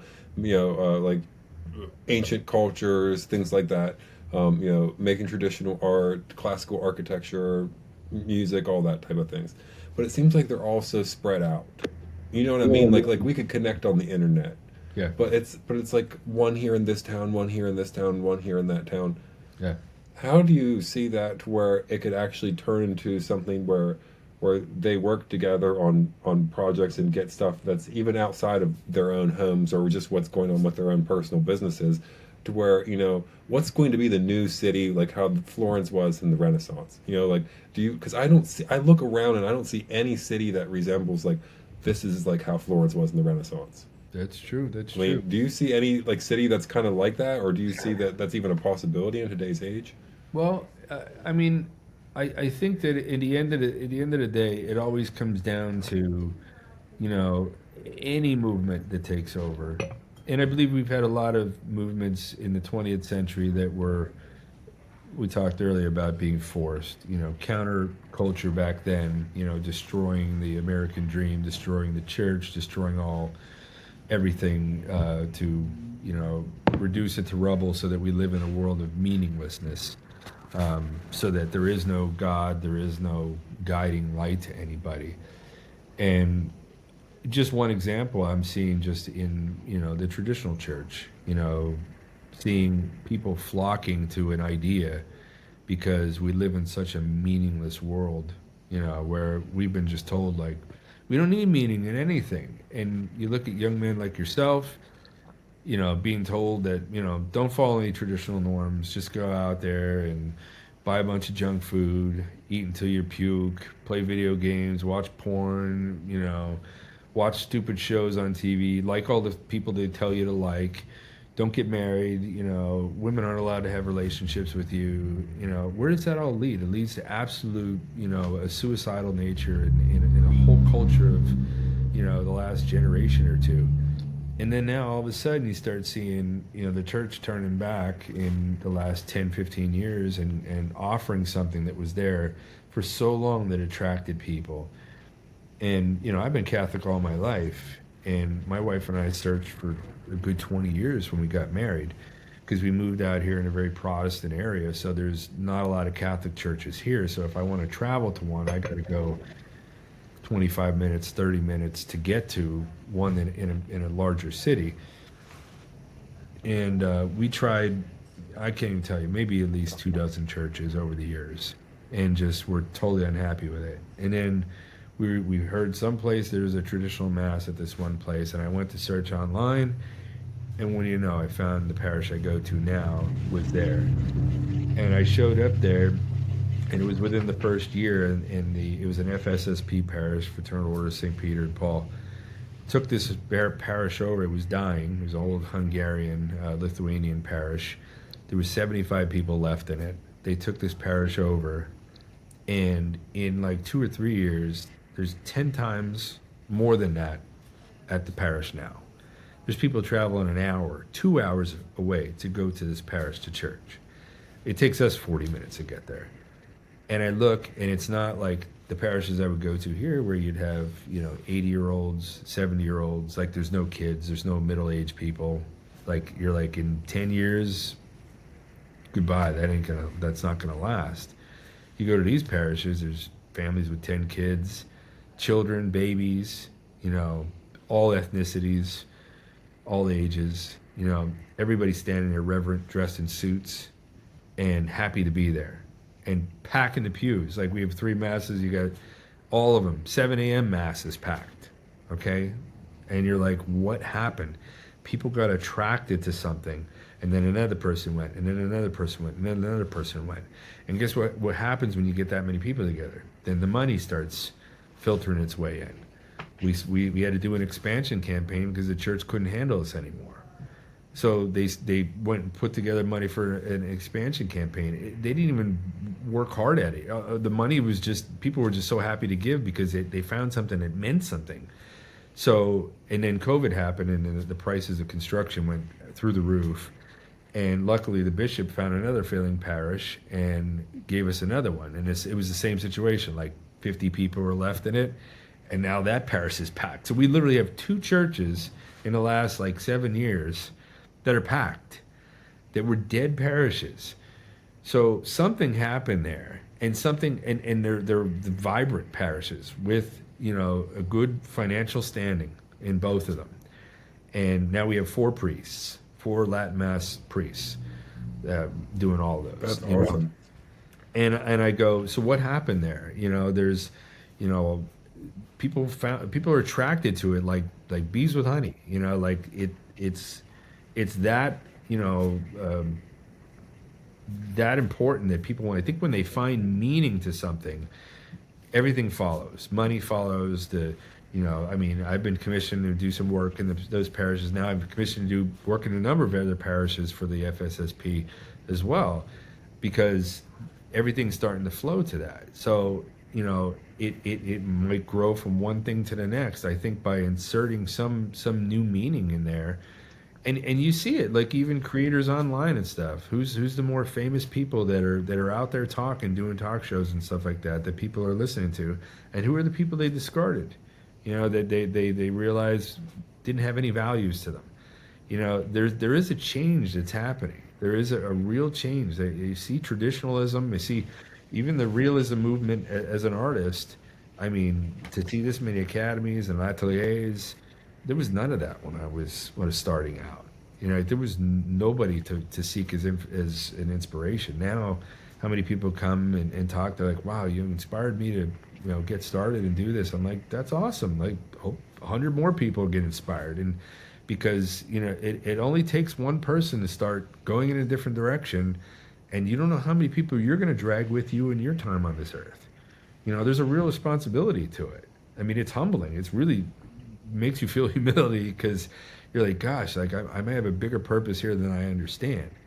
But it's just about doing, I think. And I think that those people who are all scattered out in their places start to build more and more with their people. I mean, you become the artist people know in your community. I'm the artist people know in my community, you know, and people come to me because they know me to be the artist. And you know, I get all kinds of different projects and commissions to do things and make sales with people. I mean, I just think sometimes it's just about doing all you can.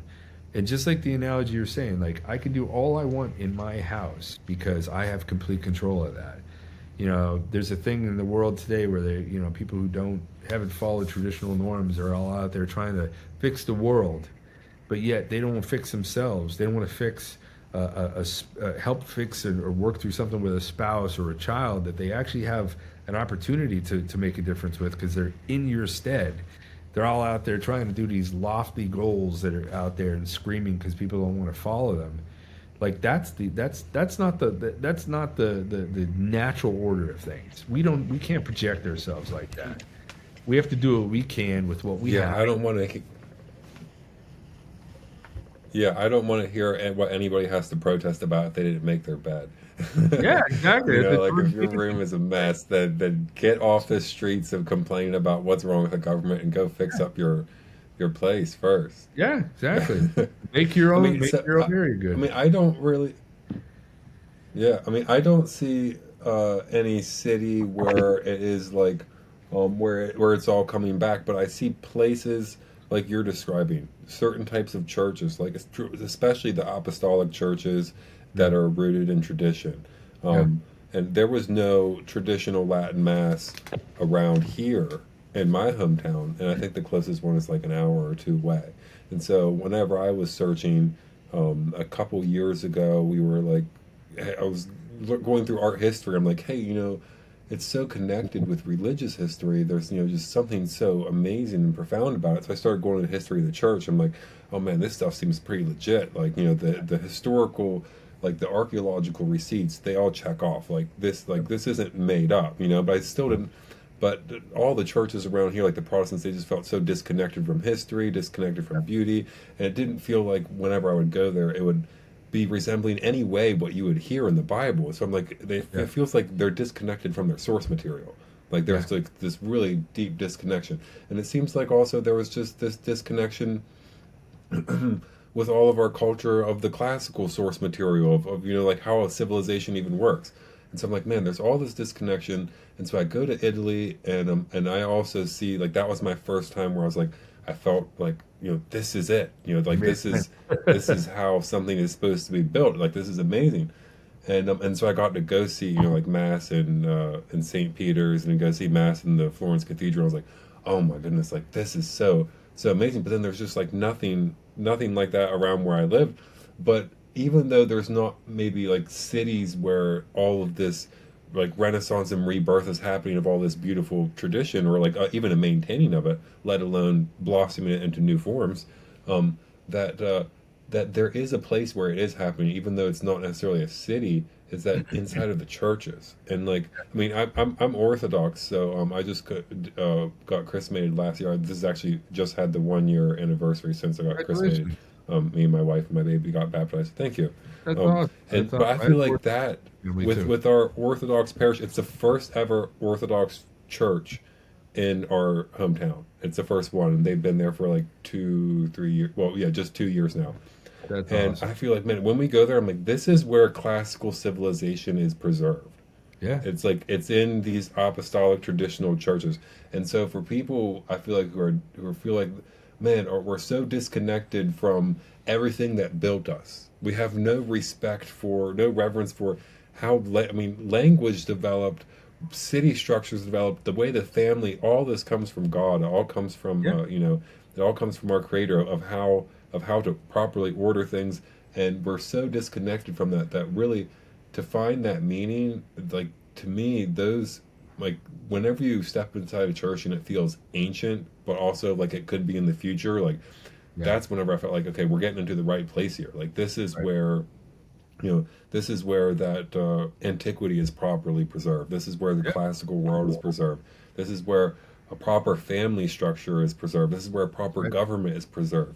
And if you look, I mean, it's outlasted every empire, every government that's risen and fallen, but the church has stayed.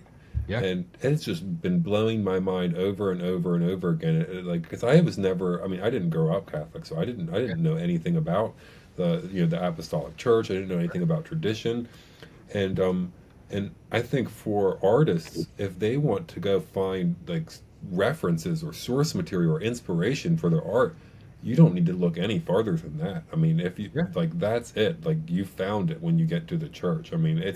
it's such a rich and such an amazing tradition, and the wealth of artists. I mean, if you look at the art world today, you're like, man, everybody's out there making garbage. But Yeah. then you look at like the liturgical art scene, Yeah. and or like the Byzantine iconographers, or the iconographers that these American churches are flying over from Greece, or like people like you, or like Roberto Ferri, or all that. It's like these people who make class. It's like, man, they're actually in the liturgical art world, and in this kind of like Catholic church realm, Christian realm.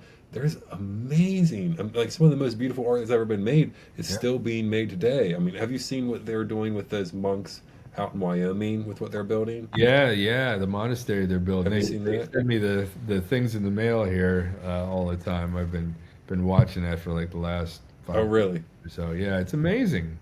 But it can still be built. That's the thing too, is like they keep telling us, like years ago I would listen to it. Oh, we can't build those churches anymore. We just don't have the craftsmen, and all that stuff wasn't passed down. The guilds are long gone and everything else. They're like, shut up. If we want to build it, we can build it. I mean, Yeah, yeah. look at these beautiful Orthodox, cathedrals they're building in Russia and in Romania and Hungary. I mean, some of the biggest ever built, and I mean, they're amazing. Just in a few short years, they're creating these structures. I mean, I have absolute reverence for that, and the church built Western civilization. I mean, and Eastern civilization with the Orthodox churches, and Yeah, yeah. the Byzantine Empire and everything else. I mean, you look at all that, they defined what beauty was. They were the biggest, commissioning structure for all art. And I think the fact that they were the pillars of the community, the highest point sometimes that anything that could be erected would be the church. It said a lot. They put the church first. It was what do they consider it? The third place in our society. I keep hearing that term because I listen to some podcasts and stuff like that. The whole third place theory of, the first place was your family home, the second place was your place of work, and the third place was church. Then it turned into the 80s and 90s. It was Starbucks was your third place, or CrossFit was your third place, or some other garbage that replaced it when people just fell away from the church. That third place is returning. I think that people have just done everything and found themselves feeling nothing. Like the people are so numb, they're dying for some meaning, and to actually find it is so amazing. And you're even talking earlier about structure and everything else. Like even just I'm talking the Orthodox Church and the traditional Catholic churches. Look at even the way the churches were built. Look at how they're ordered. Look at the way the altars are set up, where they go behind, in the gates, and everything takes place, and everything's ordered like in the traditional Latin Mass. The priest facing the altar, he's in persona Christi, being up there, going through the sacrifice, and leading all of us like Jesus would lead us in the Mass. And the church was lined up that way so that everybody is facing this direction. And then in the 50s, Usually east too, where the sun rises, where the light comes from. yeah. And then the 50s and 60s, they go, we're changing all this after 2,000 years. We're gonna do a church in the round, and we're gonna, instead of it being a sacrifice, it's gonna be just a meal. We're all having a meal. We're gonna put a table there, and we're all gonna have a meal. And you're like, that's not what the original, like that the original meaning and the structure reflected the lack of tradition. Then the tradition was lost, the structure is lost, the people's attention's lost, the faith is lost. People walk away because they're like, this isn't serious anymore. Do I even have to be here? Whereas I go to this mass here, everybody's there, everybody's quiet, everybody's reverent, everybody believes, everybody knows that what's there is the true presence, and it's beautiful, and we're happy to be there. That order, that truth and beauty are married. And I don't know, like I said, maybe it's just that's where I see the turn, in every statistic. I mean, when the New York Times is telling us there's a resurgence back to faith, you're like, okay, so finally they have to admit that. It's hit a crux point. It's not just fringe people talking about it. And I think that becomes maybe the precursor to a more ordered society again. Because I think we were more ordered before. You know. Yeah, I mean, I think the floodwaters of chaos of where the culture has gone has just, whenever they started trying to switch around, because like whenever they started with the transgender thing and all that, I was like, maybe we should try to think more about, these people's feelings and all that. And I think that was maybe a worthwhile thing to think about. And I was like, okay, maybe there are people who have who are, who just because of some way that they were born, maybe, or some sort of inclination that they were born with, that maybe we overlook them. And so I was like, maybe there's something behind this. And then they start doing all this weird stuff with kids, and they start, then they start trying to switch around what the definitions of words mean, what the definition of men and women is, and saying men can get pregnant. I'm like, okay, this has just gone way too far. Like, this is not something that's rooted in compassion. This is something that's disconnected from reality. And Right. so whenever I started seeing that, I started waking up like, okay, the floodwaters of chaos and like deconstruction to where our language is even breaking down to where we can't even agree on like what the most basic fundamental building blocks of life is. It's like Yeah. we don't have anything that unifies us. We're all so broken apart now. Yeah. And so it felt like that was like waters of floods that were just rising. And that's why I feel like people like, I need somewhere to be so I don't drown in this. Yeah. And I think the church is like that ark. It's like, that's where you go to where it keeps you safe from all of that, and it teaches you how to live. It teaches you how to properly, it teaches the man what to do with his family, the wife what to do, the Yeah. children what to do. It teaches you how to interact. It teaches you basically everything that you need to know about life. And in the medieval times, all of the buildings would all face the church. The church would be the tallest. It would keep the time. It would keep the holidays. It would even, I mean, it would distribute food to the poor and all that. I mean, because there's some people who are like, I have this idea of meritocracy. It's like, yes, meritocracy is great, Yeah. but without the incorporation of charity, meritocracy, I don't actually think is probably a bad idea if Yeah. you don't incorporate charity. Because it's like, oh, what, the widows and the orphans then are useless because they don't contribute anything. It's like that's not right. And so No. that's the church has all of that built into it. And Well, so it does. It it does. really is, to me, I think it's like that arc, you Yeah, know. I think it's and too. I think the these faiths, this ancient, our faiths are 2,000 years old, and they've been around for a very long time because it is the real thing. It is a system that is orders entire society in a good way, and it's hard. It shouldn't be easy. It should be extremely hard because our faith is completely contradictory to this world.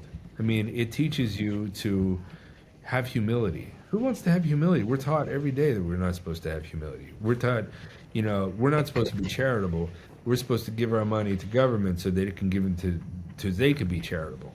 And I've even heard idiots talk, oh, Jesus was the first communist.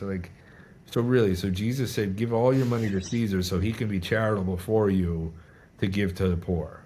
Like, never heard that. That's ridiculous talk. I mean, crazy, crazy stuff. We're supposed to be charitable. We're supposed to be compassionate to all people. Doesn't matter who they are. We're supposed to be compassionate and loving to all people. And I think, but getting back to your saying about the whole lack of meaning and everything else. I mean, that's why I believe that, I mean, so much has changed just in the last 5 years about how words are. Words have lost meaning, have meaning changed, everything else. And you look at why are we going back to Latin? Why are we going back to ancient Greek and all those, languages that were used, ancient languages that weren't messed with? English and other newer forms of language have been so twisted and turned. Like, if our masses are using those terms in them, and those terms have all had meaning change, what does that mean for our faith and everything? I've heard very interesting conversations like on Taylor Marshall and stuff with I'm trying to think of there's a gentleman, I forget his name, but anyhow, he was talking about being on uh, exorcisms. Got a baby crying in the back. The baby's crying in the That's background. all right. Yeah, the wife's gonna go get her. Are you okay? Yeah, yeah, we're good. She's getting the baby.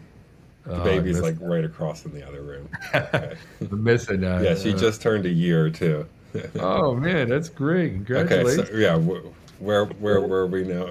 No, no, but they were talking about ancient languages, like even like going into exorcisms and trying to use exorcism. Like, so in recent years, there's the Pope was saying here's the English version of doing an exorcism, and they were talking about how those things weren't working because our language Wow. is changing. It's so frequently changing, and I believe for evil means. It's never for anything good. But then they would go back to the old Latin for the exorcists, and they were able to accomplish what they needed to in the time that they expected normally. And you look at these ancient languages and how it's because they kept their meaning. They weren't perverted and changed, and those meanings stayed true. And look now, we're bringing people back to the church with an old dead language, so to speak. How is that? It's because there's meaning. It's the rock. It's tradition. It's what it was, and it has power and impact to it. Even if you don't understand it, I mean, gosh, I understand a little bit of Latin, but I can't do it. My son says the mass in the morning. I don't know how he figured it out at 15 years old, but it amazes me. It amazes me. And you see, I watch, at the old parishes, the modern parishes, you can't get two boys to say to go and serve a mass. I mean, you can't find anybody. But you go to his traditional parish, there's 45 altar boys. They have like 4 or 5 teams of altar boys. The kids are this small, like Wow. learning Latin already. Like they want to because there's meaning. There's an attraction there. And just like beauty, truth, good art, good architecture, a beautiful church, a good society, people are attracted to that. Any modernist that'll tell you, oh, all that stuff is dead and everything else. Yeah. Well, when a Rembrandt show comes to town, guess who goes? Everybody. People still go to the Sistine Chapel. Is that because tradition is dead? Really? Like, is it dead? Stop lying to all of us. People still are inherently know what's right and wrong. This whole emperor's new Yeah, clothes. you don't need a lecture No. to see that David is legit. Yeah. You don't need a lecture to see that Rome is the real deal. You could just go there and be amazed. Right. It does. Right. You don't have to have someone with a PhD in architecture say, actually, this is why this building is very, they're very progressive. It's innovative. Right. You don't need anybody. You can just look at it and say, how did they do that? That's Yeah. amazing. And they all did it Yeah. without electricity too. It's Yeah. like you don't like if it needs a lecture to come along with it from someone with a PhD. Chances are it's not really the real deal. It's not really even that great. Totally. There's so much else I want to talk to you about, but before I am going to have to go here soon. But That's before, fine. I That's wanted fine. to talk a little bit about the Dante's Inferno series too, and I Yeah. wanted to hear a little bit about what the story is because that's just fascinating what you're doing with that. And that was one of the things I really wanted to ask you about is like, how did you get into that? What was the idea? What's your connection to the story? I mean, all of that. Like, maybe you could tell me a little bit about that. Yeah, I ended up the idea started in I would say I just was leaving art school, and my mom got me this book for Christmas, the Inferno, and I got this reading through this book, and I saw some of the most horrible modern artworks, like all the here and there between the cantos, they had all these illustrations and stuff that were just so bad. I was like, this story's amazing. This is the most amazing poem. And I was just so disappointed with what I saw. But at the time I was like, I do so much better, but I was like, I didn't know enough. I was just still figuring things out. So it kind of took me a few years to kind of be in the position where I could handle something so big. It just was it seemed to me something like so far out of my understanding. Like here I am reading, old, something that's 700 years old, and trying to comprehend the language and everything else. So I was kind of like overwhelmed about what it would be to even try to attempt doing something like that. And then fast forward like almost 20 years, I got this commission, this really big commission that I've never been able to release. And I unfortunately have a non-disclosure. I can't talk about it, but it was for a very big project that would have been, maybe seen on the big screen.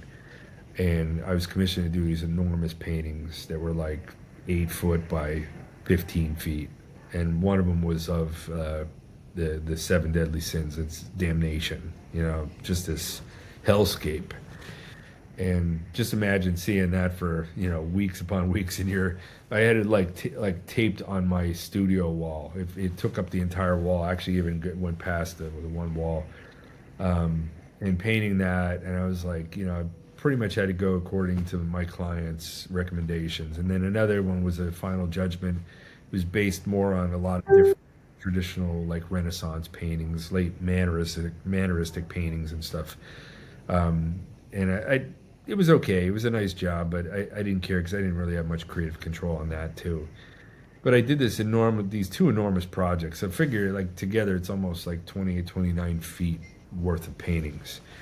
And I was like feeling like, wow, it was enjoyable. I enjoyed the work, but I was like, you know what?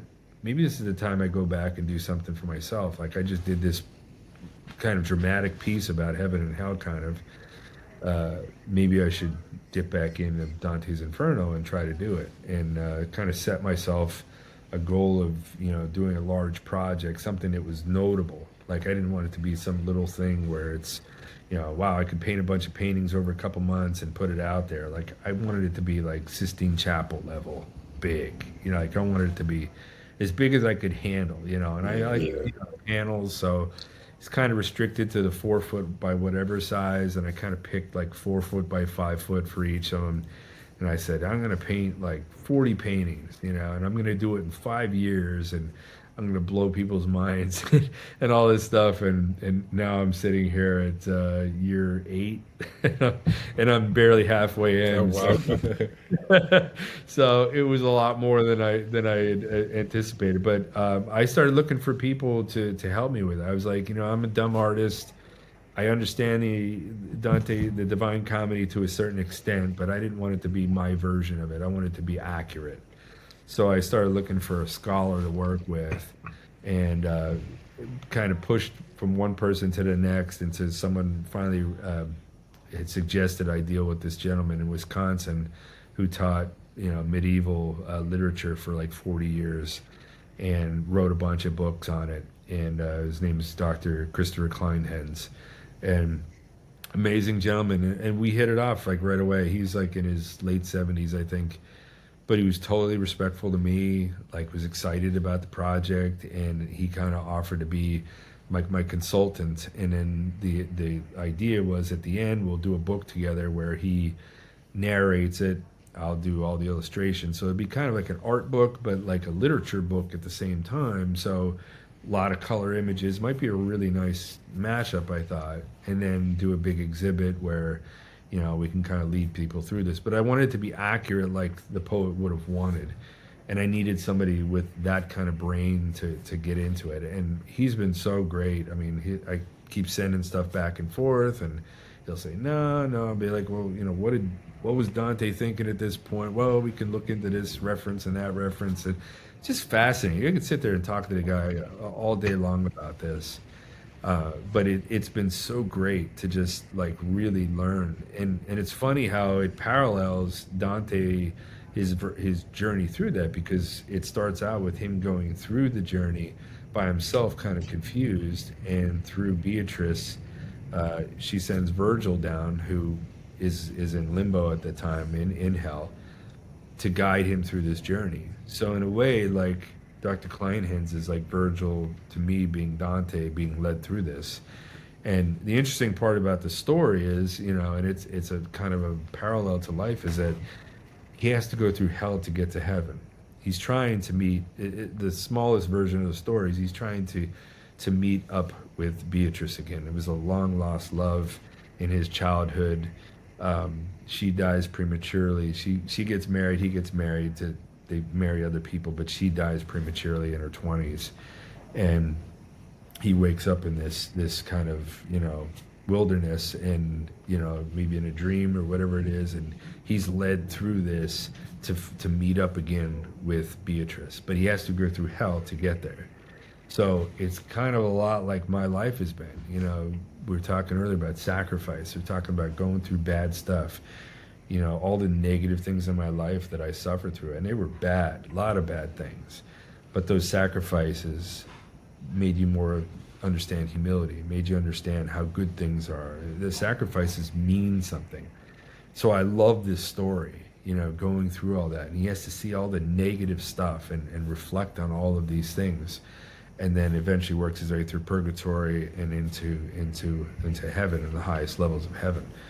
And I just thought that was so beautiful. So I decided, at least at this point, to take on this part of it, which is going to be 40 paintings of the cantos that that are in the Inferno at this point. So I'm on panel 17 right now. I was working on it today with one of my apprentices, but still have a lot of ways to go. I want to exhibit somewhere in the States. Still talking to a bunch of museums here, but I do have an offer in Florence and one in Genoa to show. So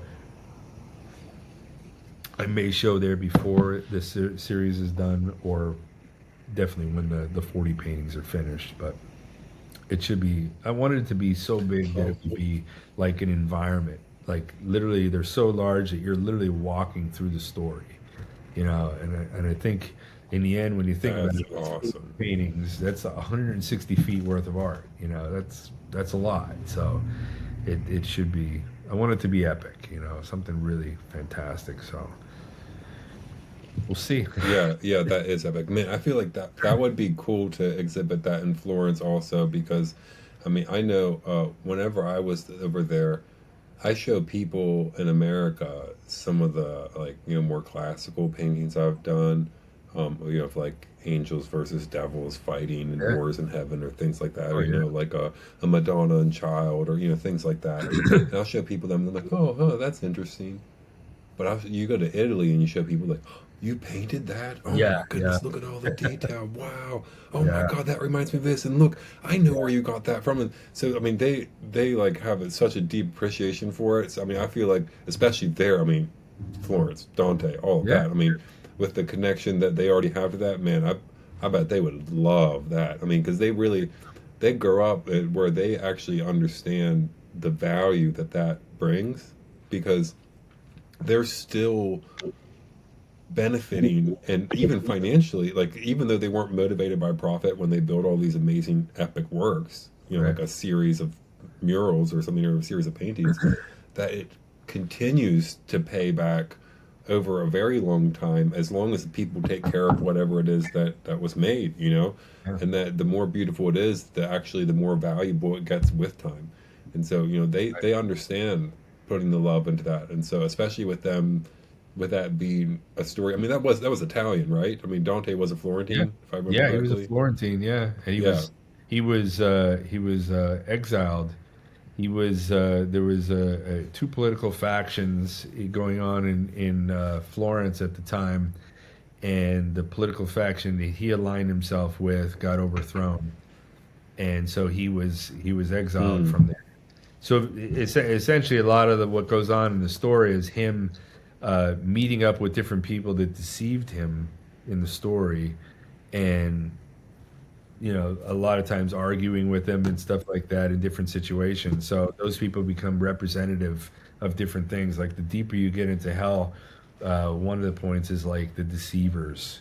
I think it's one of the lower levels of hell, the people that deceived other people, and he'll put some of those people that were responsible for him being thrown out there. So it's fascinating. And it's really great too because it encircles a lot of the kind of work that I do. I painted a lot of mythological work, a lot of Greek mythology and stuff like that. I just loved history and mythology and stuff as a kid. So, but there's a lot of that also in his depictions of hell, and then it's early Christian depictions as well. So you might see like centaurs in hell. You'll see the Minotaur. You'll see the Aryanese, uh, the Medusa. There's all these things going on in hell in different parts. So it's pretty fascinating. It's a complete mashup of early Christianity and mythology and a couple other things in the visuals. And it's one of the first times like a lot of visuals were created in that story. So yeah, but I think it's fascinating, and I've had a lot of people, even Fine Art Connoisseur magazine talked about it. Did a small thing a couple of years ago, and one of the gentlemen was talking in a lecture about, like, what if I decided to do the depiction as more of a modern depiction or something? Like I don't know, pick something that's popular like superheroes or some dumb thing like that. Maybe make it, put Dante like the superhero. Like it'd be so much more acceptable in our goofy society today. And it's like, do you want to just be a part of what is, or do you want to be a part of what might turn people?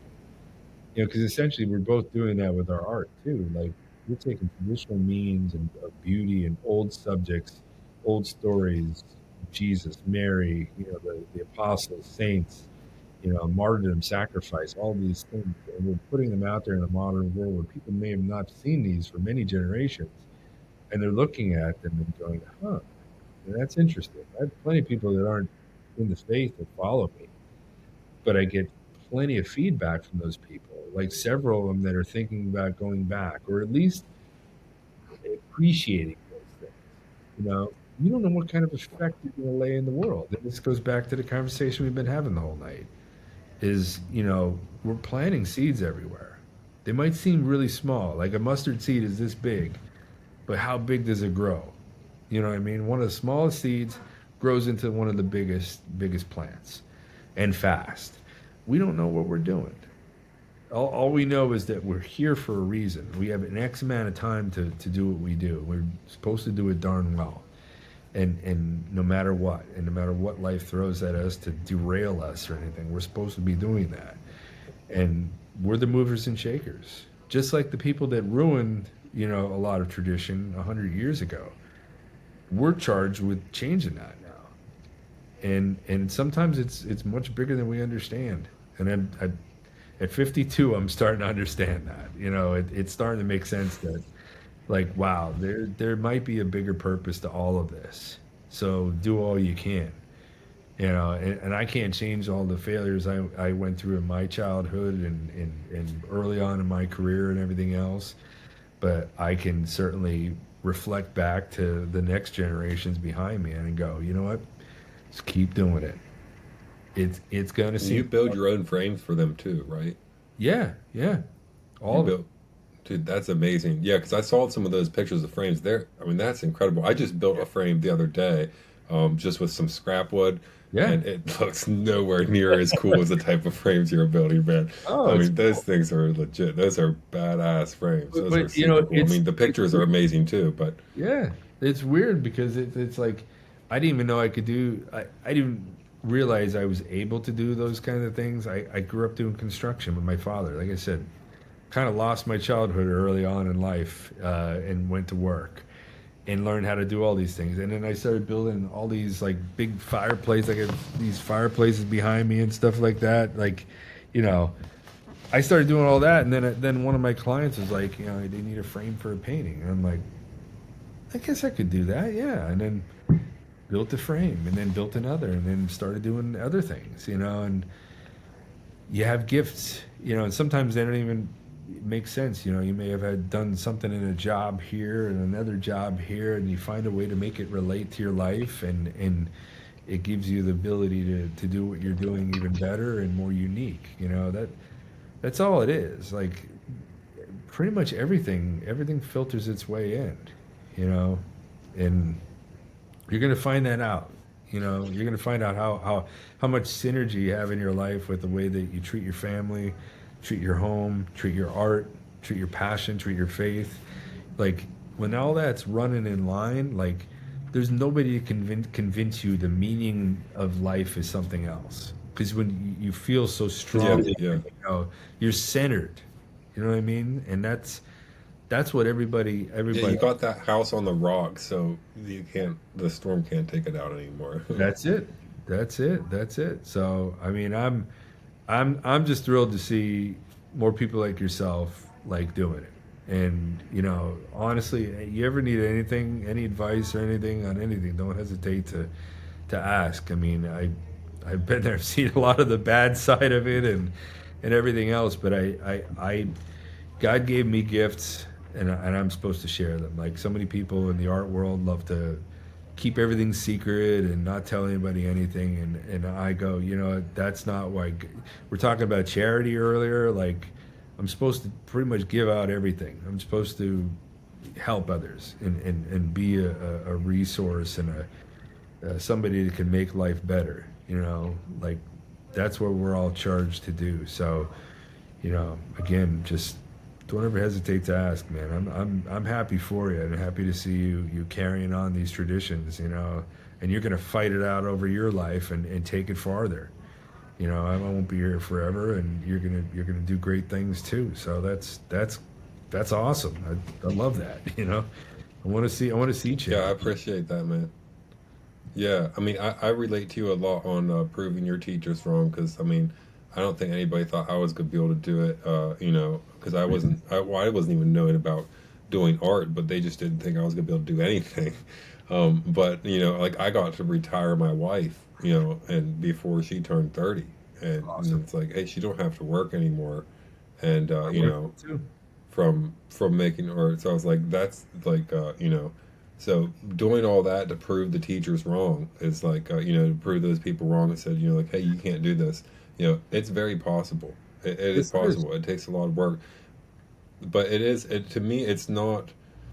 I don't think about it as just like making. Well, I don't think we're just like making beautiful things, or like I don't even see it as we're just making paintings that are about old stories or things like that.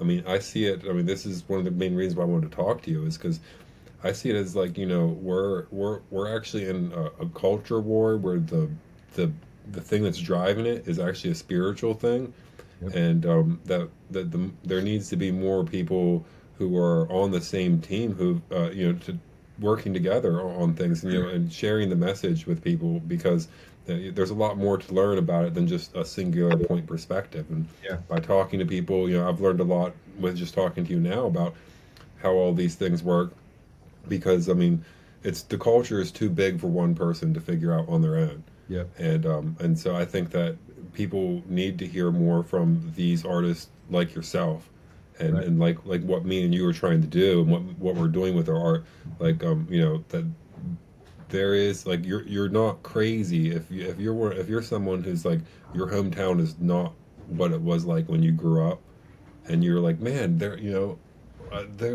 there wasn't always all these homeless people, or there wasn't always all these people addicted to drugs, or all these people that were have all these terrible health problems, or all these buildings that were falling down, or all these ugly buildings being constructed.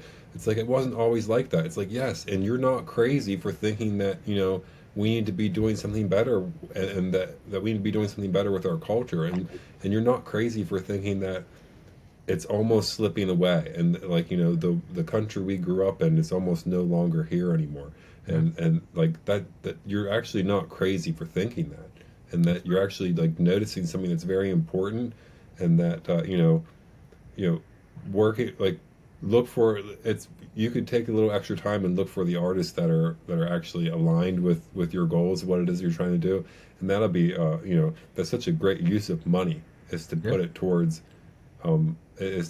the art that's that's going towards making something more beautiful or actually preserving something or you know like art that's actually uplifting and ennobling to the people, Yeah. and you make that type of art, and so I mean we both do, and so I mean I think like Yeah.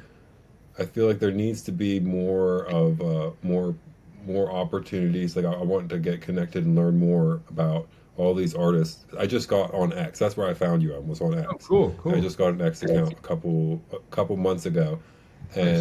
and I really was just impressed. I was so impressed with how many people on there are like you know doing something in this line where it's actually like pretty popular and like Yeah. people are saying yeah we want more of this, and you're like this we're kind of sick and tired of how ugly all the movies are and how mundane all the music has, how everything sounds the same. Like Yeah. we want something that's harmonious, that's connected to connected to something bigger than us, and Definitely. I think that that's exactly what it is that we're working on here is and that's one of the main reasons why I want to talk to you is because you've been doing it a lot longer than me. I'm new to it. Yeah. I'm still learning.